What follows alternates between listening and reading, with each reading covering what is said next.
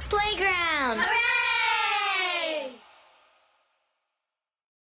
The Celebrity Jobber Podcast with Jeff Zito.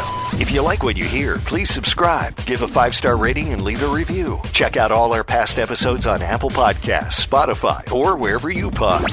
What if these celebrities weren't famous? What would they have become? What was their first job? We're about to find out.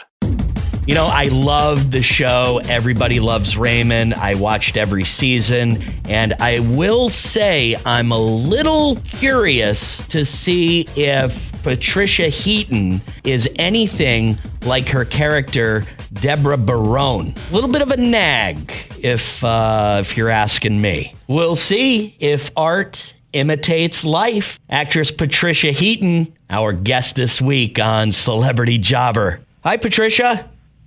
Hey, how you doing? I'm doing pretty good. Oh, boy, this is going to be tough. You know, it was Lorraine Bracco I talked to a few weeks ago, and I said, you know what? As soon as she said hello to me, I said, I'm thinking it's Karen Hill. I'm going to call you Karen once. And now it's Deborah. It does that. I mean, first of all, such a big fan of Everybody Loves Raymond. Such a great show. And hearing your voice, though, that's it stimulates Deborah. You know, that's what I want to say. Yes. Although it's funny, when I watch episodes now, my voice is much higher. Really? In the show. It's really weird. Like when we finish our interview, like listen to me now and then just put out an episode and listen to my voice. It's crazy how much deeper my voice. You haven't taken on smoking in the past 10 years, have you? No. Okay, good. No, not at all. I'm just worried about you. Thank you. So tell me, first of all, I wanted to talk about, you have a new movie coming out on Friday, which sounds really cool because it's about vets and coping, and it sounds like a really, really cool movie. It's called Mending the Line, and it comes out everywhere this Friday. I wanted to dig in a little deep and ask a few questions about growing up. I know you're from Ohio, and I know that you grew up in Cleveland. Did you grow up with mom and dad in the same house? Yes, but my mom passed away suddenly when I was 12. Oh, Jesus. And so there were 5 kids. Oh, boy. Pretty traumatic. Yeah. And, what I find interesting about this movie, Mending the Line, it is about trauma. It is about healing. And I think it's an important topic to talk about, especially as the subject of mental health has come to the forefront in our country, long overdue, particularly beginning with the pandemic. Right. It brought it to people's minds. And this movie is about a veteran from Afghanistan, played by Sinqua Walls, and one from Vietnam, played by Brian Cox, and how they help each other with each other's trauma through their relationship, but also through fly fishing. Yeah, have you ever tried that? Bozeman, Montana, and it's gorgeous. Yeah. Have you ever tried? Great story. Have you ever tried to fly fish before, Patricia? Yes, our family spent many years on our holidays in Montana. I mean, we did a lot of fly fishing, and it's incredible. It's not easy. It's very frustrating. Although my father taught me how to fly fish, and I don't know if he's the best fly fishing teacher. Yeah, maybe that was about that. Well, it's just one of those things where it requires patience and a certain amount of humility, and But you're in the water, you're surrounded by nature. Yes. Quiet. Correct. You have to be quiet. And so it's a very meditative activity. So can you tell me, did this movie in any way, I mean, and it was a while ago since you had that tragic experience with your mother passing away, but did this movie actually kind of help you maybe connect the dots and cope a little bit yourself in real life? Well, I think, for many years, I worked on it myself because at the time my mother passed, which was in the early 70s, there in Cleveland, it didn't occur to anybody that the kids might need some grief counseling. Right. None was had at that time. And it impacted me negatively for many years. And when I became a mom, I decided one of the things I wanted to teach my boys was that going to a therapist is the same as going to a dentist, going to a pediatrician, going to a physical therapist. It's about taking care of your health, and that includes your mental health. And you want to go to professionals who are trained to help you.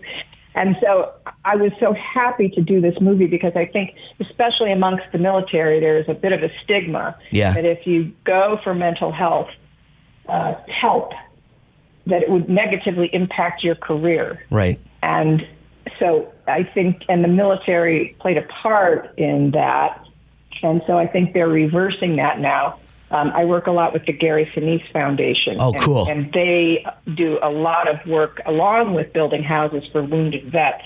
They focus on the mental health of veterans and in making that available and taking the stigma away. And so Mending the Line is a beautiful movie that deals with that topic in this really wonderful way. It's just a great story in and of itself. Plus, it deals with this important topic. Patricia, can you say at a young age growing up in Ohio that you knew you wanted to be an actress, even, like at that young age, or what were you thinking about at that time as a career? From day one. Really? Day one, I've been an extrovert. It was funny because I was, speaking of Brian Cox, who's in Mending the Line, we just watched an interview with him, and he talked about as a little kid how he was always performing. And it was the same with me. Now, to decide to pursue it as a career took until the middle of my junior year at the Ohio State University. Oh boy! Yeah, I got a wife who's a Wolverine. I'm going to have to find a way to hide this part of the interview. Jesus. But it took a while to actually believe that maybe I could take a stab at this as a career. Because there was nobody else in my family who was in the industry. So I didn't have any mentor or model to guide me. So it took quite a while for me to get to where I was working as an actor for a living. It was a good, 15 years or so. So it took a while, but it had always been in my nature for sure. And I know that you've done a lot of off-Broadway stuff and a lot of, stage performing, but what about your very first job? Do you remember what your very first paying job, whether it was being an actor or whether it was, working at a restaurant? What was your very first job? My very first paying job was in a department store in Cleveland. And what kind of department store? It was called Hallie's. Okay. It was in the mall. And I, roamed from department to department, did like a lot of accessories and women's clothing. And it was perfect because I got 10% off on the clothes, on anything I bought at the department store. So I could outfit myself, for school. So that was really helpful. How old were you? I guess 16. As soon as I could legally work, I got a job because my dad was a sports writer for the Cleveland Plain Dealer, and really at that time didn't make much money. Yeah. Wow. He's actually in the Football Hall of Fame in Akron, Canton. I just find how crazy is that, though, Patricia? I mean, you play a character, Deborah Barone, who is married to a sports writer. Would you consider Everybody Loves Raymond? Would you consider that your big break, or was it not? Yes, that was definitely the big break. I mean, that was my fourth sitcom. Really? People don't realize that I had 3 failed sitcoms. They're tough. Yeah, the sitcoms are tough, man. Yeah, you got to really. It has to be in your bones to want to be an actor or a writer or a director because it's a very tough business. Wow, I just think it's incredible. Like, what a crazy coincidence. When you read the script for Everybody Loves Raymond and you knew that you were going to be married to a sports writer, were you just like, oh my God, this is so perfect for me? Yeah. Yes, and also they mentioned my dad's name in an episode where Ray is up for a sports writers award. Yeah. and they say something like, and who else is up for the award? And Ray says, oh, there's this guy, Chuck Heaton. Yes. That's cool. That's the homage to my dad. That is very, very cool. I got to tell you that's a great story right there. Because what it is, and I got to tell you, I know that you are not like Deborah, because I always think she was a little bit of a nag, and I could tell you're not like that. You're very lovely. You're not like her. I don't know. Talk to my husband. He might have a different opinion.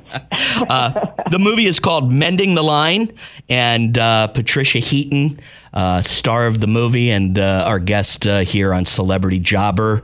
Great talking to you. Thanks so much. And thanks for having me. Good luck on the film and everything else. All right. Thanks, Tia. Her first job in a department store. I would imagine something maybe a lot of girls would do in their high school years, working in a department store to get that discount on clothes and shopping.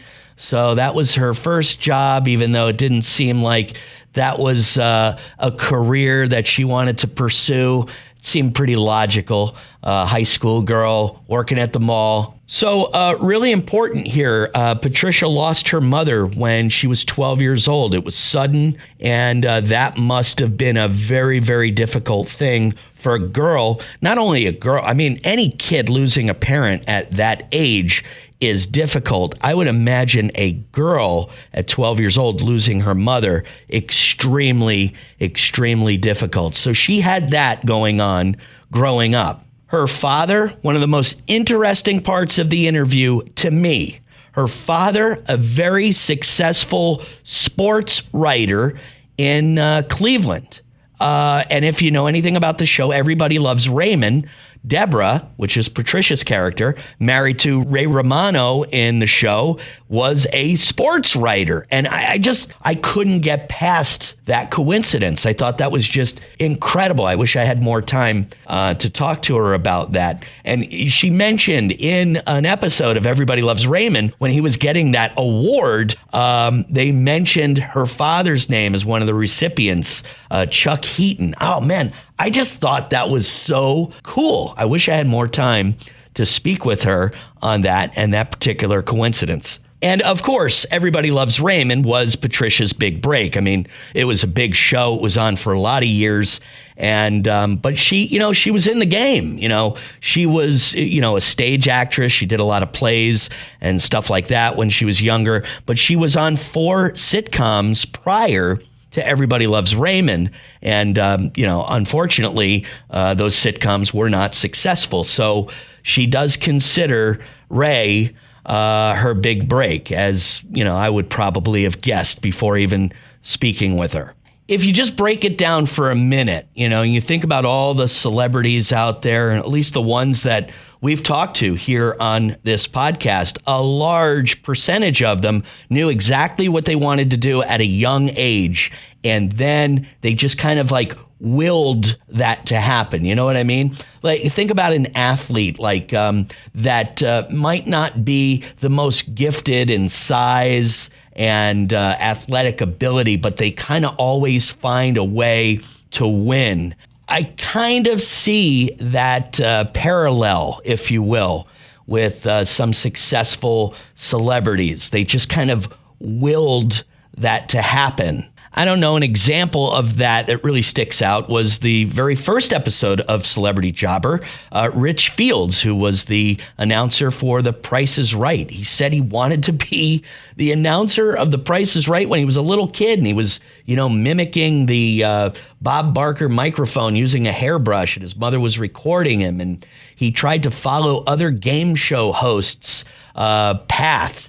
Like being a weatherman was something that Pat Sajak did, and all these other game show hosts. So he kind of emulated their career path, and he wanted to be the announcer of The Price is Right, and I think he willed it to happen. That's pretty interesting. It's the very first episode of Celebrity Jobber, and if you go to celebrityjobber.com, you can check out all of our episodes. And if you like this podcast, we would appreciate a 5-star rating. And of course, leave a review. Let us know what you like about the show. And maybe you've got a suggestion. Maybe there's a celebrity out there that you kind of want to find out more about. What was their first job? Maybe they had a career before they got famous. Kind of like Todd La Torre, the lead singer of Queensryche. He sold disaster insurance and also had a pretty successful upholstery business before he became the lead singer of the band Queensryche.